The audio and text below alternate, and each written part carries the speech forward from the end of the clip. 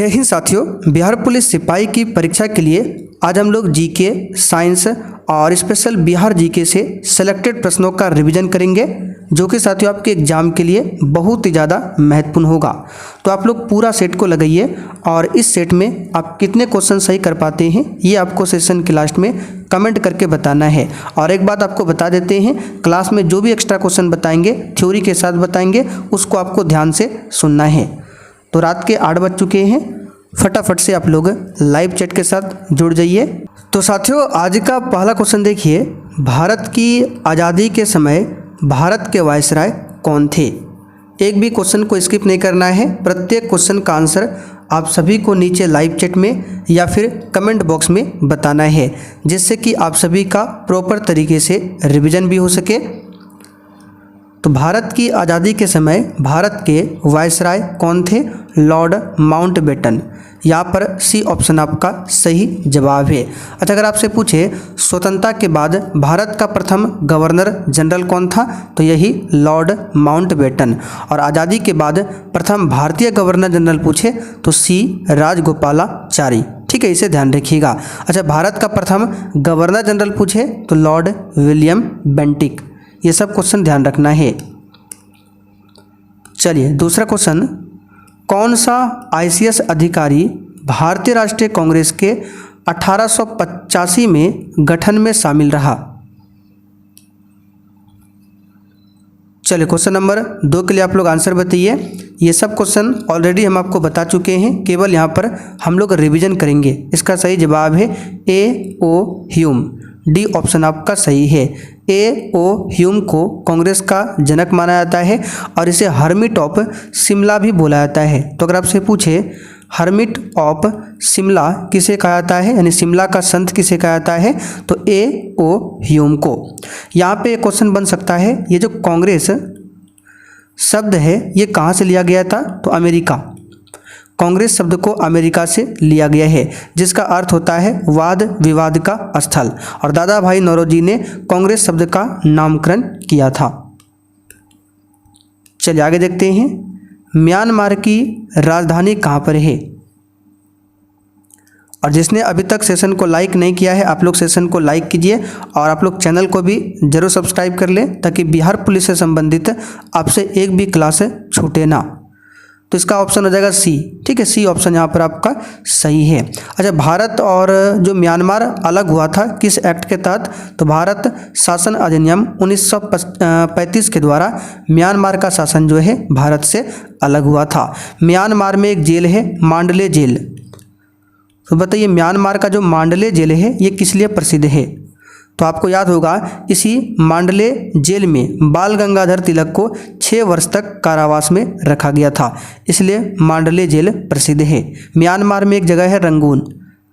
Rangoon ये किस लिए प्रसिद्ध है, तो मुगल वंश का जो अंतिम शासक था बहादुर शाह जफर, उसकी मृत्यु यहीं रंगून में हुई थी। आगे देखिए, तमस उपन्यास के लेखक कौन है, बताइए तमस उपन्यास के लेखक कौन है। तो इस क्वेश्चन का आंसर हो जाएगा भीष्म साहनी। तमस उपन्यास के लेखक है भीष्म साहनी ने तमस उपन्यास को 1973 में लिखा था। कब? 1973 में। प्रेमचंद की बात करें तो भारत के सबसे बड़े उपन्यासकार है प्रेमचंद। किस खिलाड़ी को प्रथम राजीव गांधी खेल रत्न पुरस्कार प्रदान किया गया, तो इसका सही जवाब क्या हो जाएगा? विश्वनाथ आनंद। ठीक है, विश्वनाथ आनंद को प्रथम राजीव गांधी खेल रत्न पुरस्कार प्रदान किया गया। और वर्तमान में राजीव गांधी खेल रत्न पुरस्कार का नाम बदलकर मेजर ध्यानचंद खेल रत्न अवार्ड किया गया है। ये किया गया था 2021 में। आगे देखिए, भारतीय आज़ादी के समय इंग्लैंड के प्रधानमंत्री कौन थे,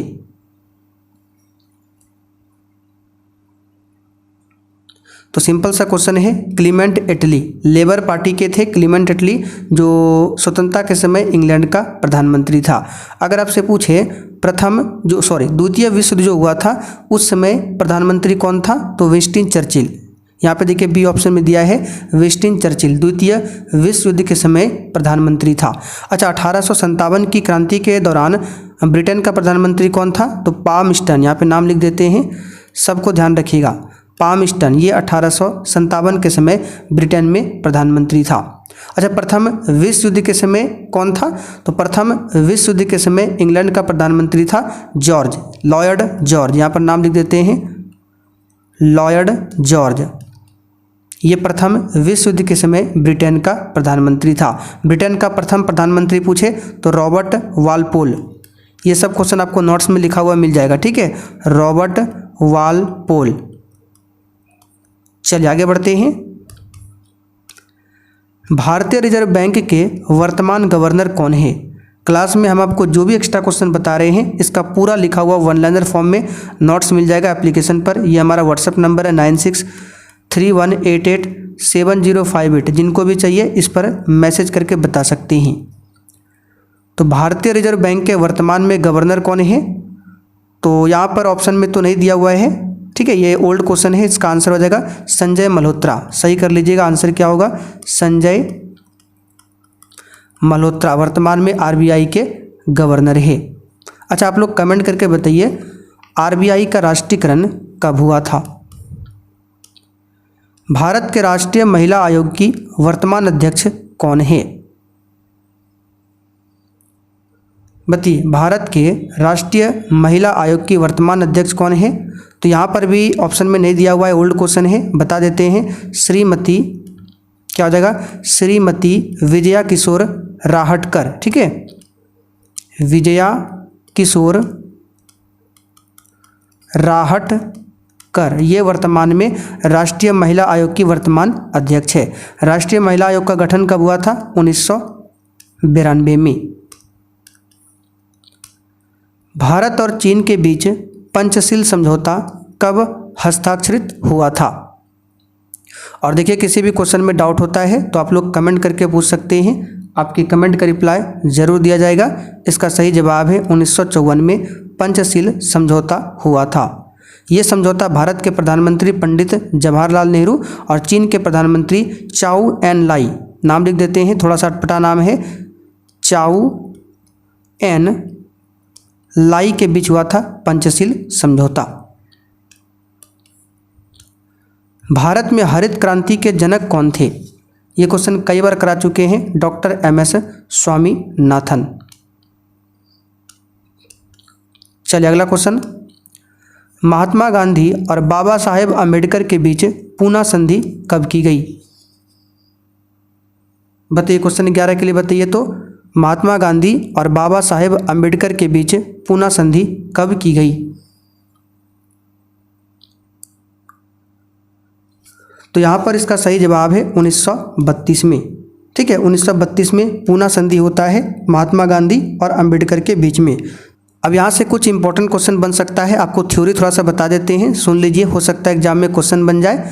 तो देखिए हुआ क्या था, दूसरा गोलमेज सम्मेलन के बाद 16 अगस्त 1932, एक डेट याद रखिएगा, दूसरा गोलमेज सम्मेलन के बाद 16 अगस्त 1932 को रैमजे मैकडोनाल्ड ने सांप्रदायिक पंचायत की घोषणा की। तो पूछा जाता है सांप्रदायिक पंचायत की घोषणा किसने की? Ramsay MacDonald. कब किया था? 16 अगस्त 1932 को। इस घोषणा के अनुसार भारत में दलितों को बांटने का प्रयास किया गया था, ठीक है। तो गांधी जी ने हिंदुओं को बांटने के विरोध में यरवदा के जेल में, कौन सा जेल? यरवदा के जेल में आमरण अनशन किया था। और फाइनली 24 सितंबर एक डेट आता है, 16 सितंबर को तो ये घोषणा हुआ था और 24 सितंबर 1932 को एक डेट आता है जिसमें दलित नेता थे डॉक्टर अंबेडकर जी, ठीक है, और गांधी जी के बीच समझौता हुआ जिसे पूना संधि नाम दिया गया। तो कब हुआ था? 1932 में। चलिए आगे देखिए, गिर का वन शेरों के लिए प्रसिद्ध है, यह किस राज्य में अवस्थित है? साथियों फिर से रिपीट कर देते हैं, क्लास में जो भी थ्योरी बताया जाता है उसको आप ध्यान से सुनेंगे। तो ये गुजरात में है गिर का वन, ठीक है, कहाँ पर है? गुजरात में। अगर आपसे पूछे भारत में वर्तमान में कितने टाइगर रिजर्व है, तो याद रखिएगा 58 टाइगर रिजर्व है भारत में वर्तमान में। और भारत में सबसे अधिक बाघ जो है मध्य प्रदेश में है। अच्छा, टाइगर रिजर्व की शुरुआत कब हुई थी? टाइगर प्रोजेक्ट तो 1973 में टाइगर प्रोजेक्ट की शुरुआत होती है। अंतर्राष्ट्रीय बाघ दिवस कब मनाया जाता है? 29 जुलाई को। कब मनाया जाता है? 29 जुलाई को। प्रसिद्ध पेंटर राजा रवि वर्मा किस रियासत से जुड़े थे?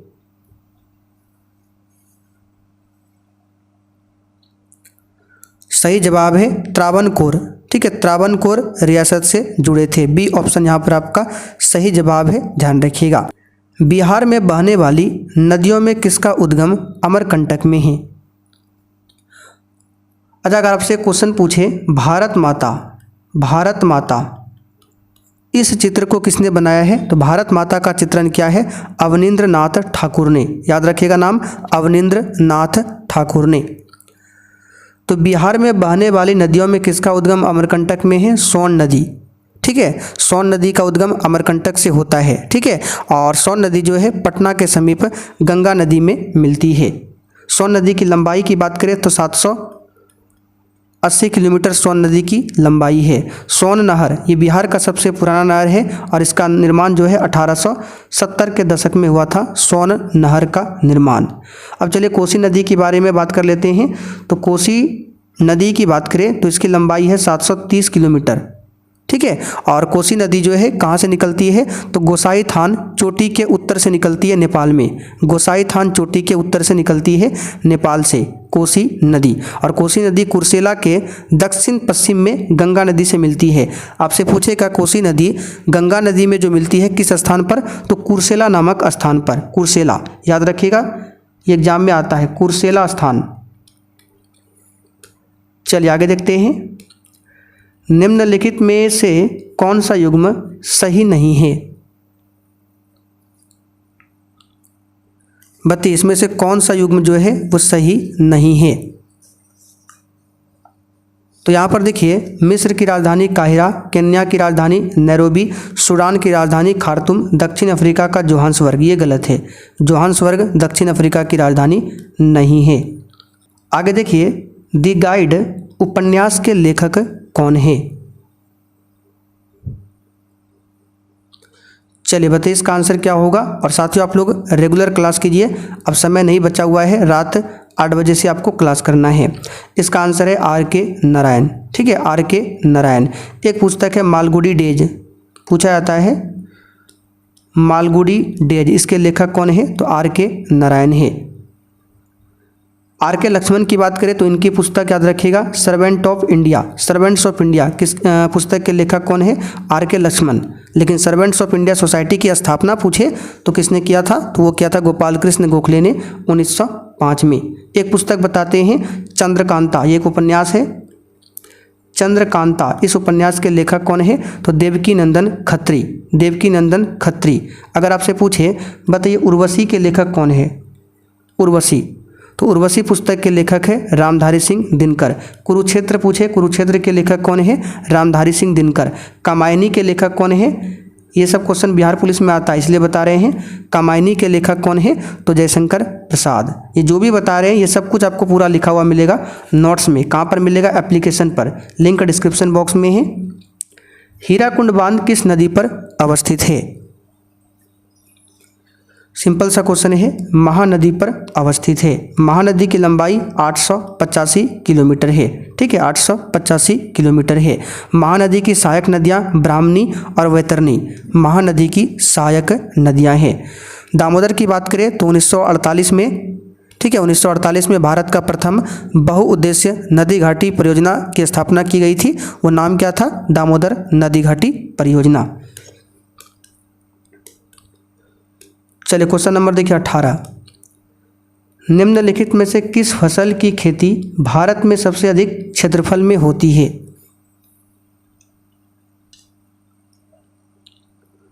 तो यह है धान की खेती। धान भारत की मुख्य खाद्यान्न फसल है, लेकिन विश्व की मुख्य खाद्यान्न फसल पूछे गेहूं हो जाएगा, भारत के लिए धान। ठीक है। और भारत में केंद्रीय चावल अनुसंधान संस्थान पूछे कहाँ पर है, उड़ीसा के कटक में। अंतर्राष्ट्रीय चावल अनुसंधान संस्थान पूछे मनीला में, कहाँ पर है, मनीला में। दिनार किस देश की मुद्रा है, सिंपल सा क्वेश्चन है, इराक देश की मुद्रा है। मालगुडी डेज के रचनाकार कौन है, अभी हमने आपको बताया था, बताइए।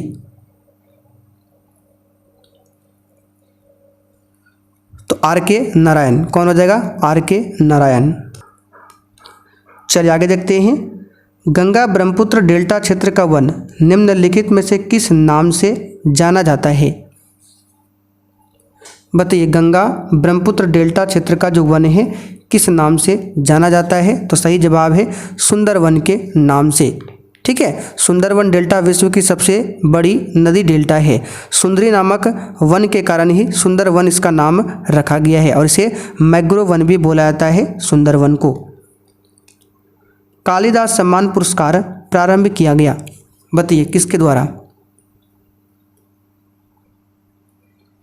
कालिदास को भारत में संस्कृत का सबसे बड़ा कवि माना जाता है और कालिदास जो है आपको याद होगा गुप्त वंश का जो महानतम शासक था चंद्रगुप्त द्वितीय। ठीक है, चंद्रगुप्त द्वितीय के दरबार में रहते थे कालिदास। तो यहाँ पर इसका सही जवाब है मध्य प्रदेश सरकार के द्वारा कालिदास सम्मान पुरस्कार प्रारंभ किया गया। पंचतंत्र के रचनाकार कौन है,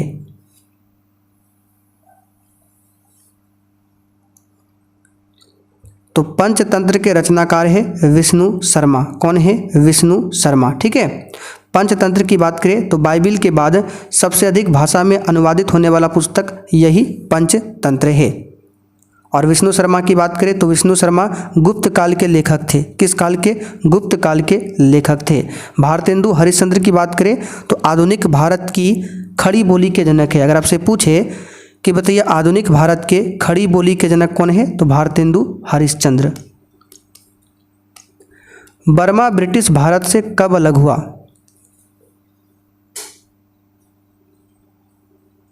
बताइए। बर्मा जो है ब्रिटिश भारत से कब अलग हुआ था, तो 1935 में अलग हुआ था। ठीक है, 1935 जो एक्ट था भारत शासन अधिनियम 1935।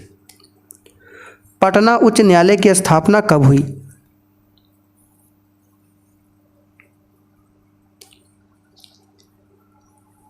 तो साथियों इसकी स्थापना होती है 1916 में, कई बार बता चुके हैं 1916 में। और पटना उच्च न्यायालय का प्रथम मुख्य न्यायाधीश कौन बना था, इसको आप लोग याद रखिएगा, लिख लीजिए। पटना उच्च न्यायालय का प्रथम मुख्य न्यायाधीश था सर एडवर्ड। ठीक है, सर एडवर्ड एम चैम्पस। नाम थोड़ा सा अटपटा है, पूरा नाम लिख देते हैं। ठीक है, sir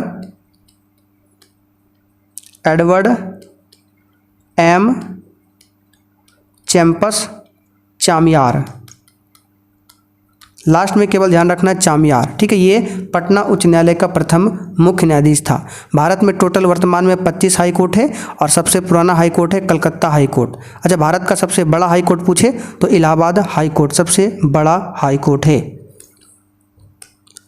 servant of India society की स्थापना किसने किया, अभी हमने आपको बताया था सर्वेंट्स ऑफ इंडिया एक पुस्तक भी है जिसके लेखक है R.K. लक्ष्मण। और सर्वेंट ऑफ इंडिया सोसाइटी पूछे तो गोपाल कृष्ण गोखले स्थापना किया था इन्होंने 1905 में। ठीक है, कब किया था, 1905 में किया था। गोपाल कृष्ण गोखले के राजनीतिक गुरु कौन थे, M.G. रनाडे। और गोपाल कृष्ण गोखले ने 1905 में वाराणसी कांग्रेस अधिवेशन की अध्यक्षता किया था। किस वर्ष सिक्किम भारतीय संघ का 22वां राज्य बना,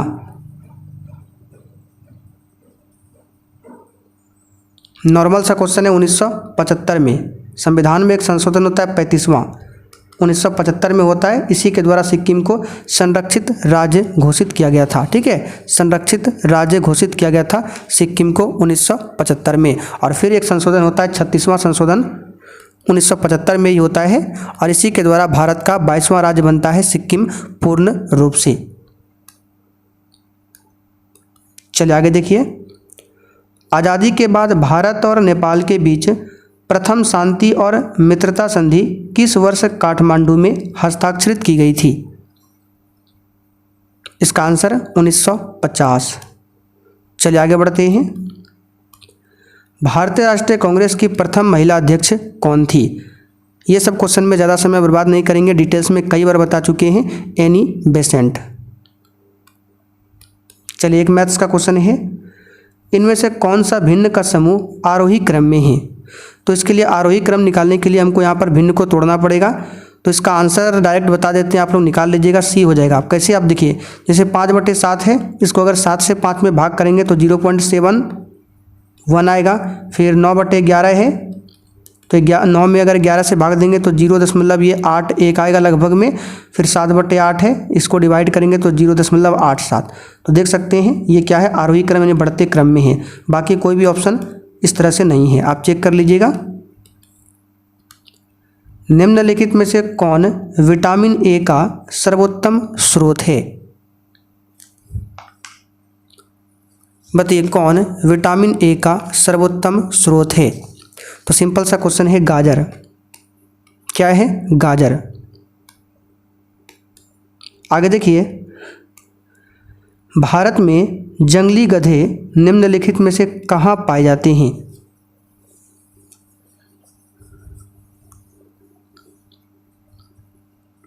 इसका आंसर है कच्छ के रण में, जो कि गुजरात में स्थित है, कच्छ का रण।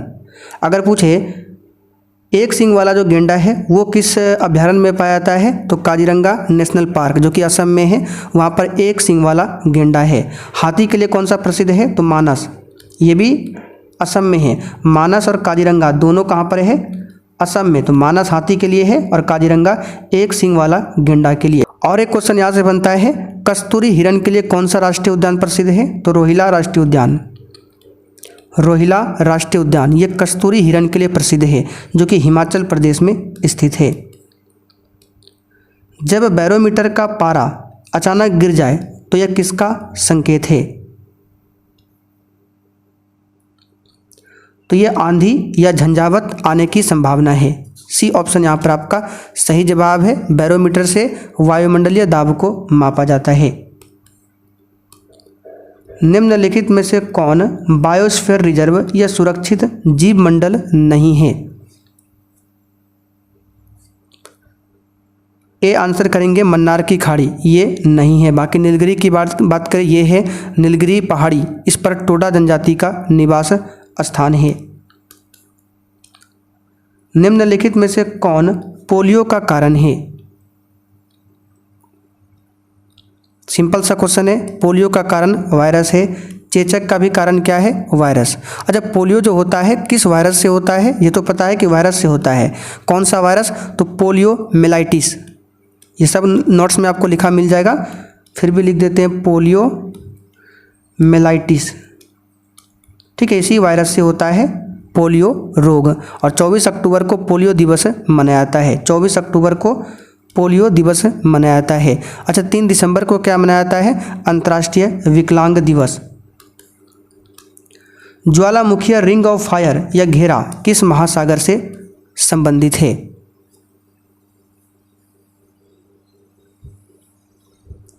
प्रशांत महासागर, जो कि विश्व का सबसे बड़ा महासागर है। अच्छा, आप लोग कमेंट करके बताइए, भारत का एकमात्र सक्रिय ज्वालामुखी कौन सा है और कहां पर है? एलिसा जांच किस रोग की पहचान करती है? इसका आंसर है एड्स। ठीक है, AIDS। एड्स का full form acquired immuno deficiency syndrome. Angora ऊन किस पशु से प्राप्त किया जाता है? सिंपल सा क्वेश्चन है, खरगोश से। चलिए आगे देखते हैं। सबसे अधिक प्याज उत्पादन करने वाला राज्य कौन सा है? और देखिए, सेशन के लास्ट में आप सभी को कमेंट करके अपना अपना स्कोर हमें ज़रूर बताना है। ये हो जाएगा महाराष्ट्र सबसे अधिक प्याज का उत्पादन करता है। प्याज में गंधक पाया जाता है, यानी सल्फर पाया जाता है। और प्याज किस कुल का पौधा है? तो लिलिएसी। देख लीजिए, यहाँ पे नाम लिख देते हैं, लिलिएसी कुल का क्या है? पौधा है प्याज। प्याज का हम कौन सा भाग खाते हैं? शल्ककंद। शल्ककंद, प्याज का जो भाग खाया जाता है उसका नाम क्या है? शल्ककंद। भारत में सबसे अधिक सब्जियां कहाँ कहाँ उत्पादित होती है? तो उत्तर प्रदेश और पश्चिम बंगाल में। सबसे अधिक गन्ना और आलू पूछे तो उत्तर प्रदेश में। सबसे अधिक इलायची पूछे तो कहाँ पर? तो केरल में इलायची हो जाएगा। सबसे अधिक सोयाबीन पूछे, आप लोग कमेंट करके बताइए। तो निम्नलिखित में से कौन सा ब्लड ग्रुप सर्वव्यापक ग्राह्यता रखता है? ये सब क्वेश्चन नॉर्मल है। आंसर है ए बी ब्लड ग्रुप। निम्नलिखित में से कौन सा खाद्य स्रोत लोहे का सर्वोत्तम स्रोत है? तो लोहा के लिए है सेब। ठीक है, क्या है? सेब। इसके अलावा पालक भी है और केला भी है। ये लोहा का अच्छा स्रोत है। चावल, गेहूं। ठीक है, चावल गेहूं कार्बोहाइड्रेट का अच्छा स्रोत है। नारंगी विटामिन सी का। एक लोहे की गेंद पारद या मरकरी से भरी बाल्टी में गिराई जाती है तो बताइए क्या होगा? सिंपल सा क्वेश्चन है। या पारे या पारद की सतह पर तैरेगी। लोहा का जो गेंद है पारद या मरकरी से भरी बाल्टी में अगर गिराएंगे तो वो लोहा का गेंद पारा की सतह पर तैरेगा, क्योंकि हम सभी जानते हैं जिसका घनत्व अधिक होगा वो डूबेगा, जिसका घनत्व कम होगा वो तैरेगा। तो यहाँ पर लोहा का घनत्व पारे के घनत्व से क्या है? कम है, इसलिए लोहा यहाँ पर तैरेगा। 20 हर्ट्ज से 20,000 हर्ट्ज आवृत्ति की ध्वनि निम्नलिखित में से क्या है? साइंस क्लास में फुल डिस्कशन करके आपको बताए थे। इसका आंसर है, इसको बोलते हैं श्रव्य या ऑडिबल ध्वनि, जो कि हम लोग सुन सकते हैं। जो ध्वनि 20 हर्ट्ज से कम हो उसको हम लोग नहीं सुन सकते हैं और उसको बोलते हैं अवश्रव्य तरंगे। नाम लिख देते हैं, अवश्रव्य तरंगे। और इसी को इंग्लिश में बोलते हैं इंफ्रासोनिक्स, जो कि यहाँ पर दिया है इंफ्रासोनिक। अगर 20,000 हर्ट्ज से अधिक की ध्वनि हो तो इसको क्या बोलेंगे? पराश्रव्य। पराश्रव्य इंग्लिश में क्या बोलेंगे? अल्ट्रासोनिक, जो कि यहाँ पर देखिए दिया है अल्ट्रासाउंड, अल्ट्रासोनिक। अच्छा, यहाँ से क्वेश्चन बनता है चमगादड़ जो है किस रेंज की ध्वनि को सुन सकता है? तो 20,000 हर्ट्ज से अधिक आवृत्ति वाली ध्वनि को कुत्ता और चमगादड़ सुन सकता है। 3 तत्व जिनका उपयोग रासायनिक उर्वरकों में सर्वाधिक होता है कौन कौन सा है? तो ये है नाइट्रोजन, पोटेशियम और फास्फोरस। रासायनिक उर्वरकों में सबसे अधिक होता है। बी ऑप्शन यहाँ पर आपका सही है। चलिए लास्ट में आप लोग ये क्वेश्चन का आंसर बताइए। यूरिया में कितना प्रतिशत नाइट्रोजन पाया जाता है? तो साथियों आज का सेट यहीं पर कंप्लीट हुआ। अब जिनको भी क्लास का नोट चाहिए 9631887058 इस पर व्हाट्सएप मैसेज कर सकते हैं।